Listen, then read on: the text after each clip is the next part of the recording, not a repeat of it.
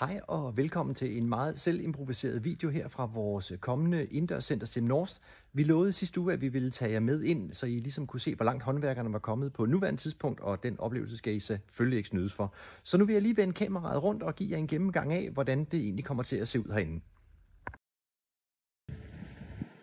Ja, og hvis vi starter her i indgangen, så kan vi starte med at dreje til venstre her, og der finder vi egentlig det første af de to bade- og omklædningsrum, som bliver bygget. Der kommer 2 baderum og 2 toiletter, og selvfølgelig omklædningsmuligheder i form af bænke og nogle skabe, hvor man kan låse sine ting inde, når man er inde og spille, eller ude at spille på banen for den sags skyld.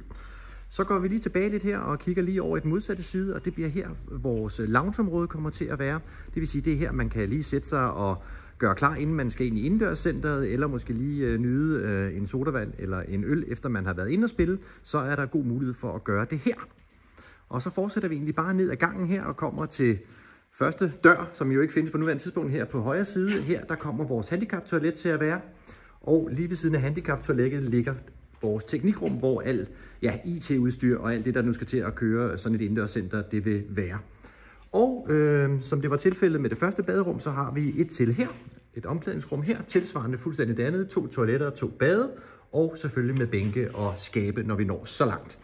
Og så kommer vi jo sådan set ind i hjertet af det hele, som er selve indendørscenteret, som lige nu ser sådan her ud.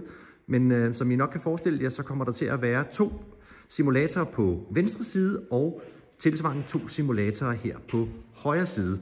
Så som I forhåbentlig kan se ud af videoen, så bliver der rigtig, rigtig god plads til, at man kan være herinde, og der bliver selvfølgelig gode sædemuligheder, når man står herinde og skal spille i sin boks. Så det er så langt, som håndværkerne er på nuværende tidspunkt. Der er gang i en frygtelig masse, og der sker noget hver eneste dag.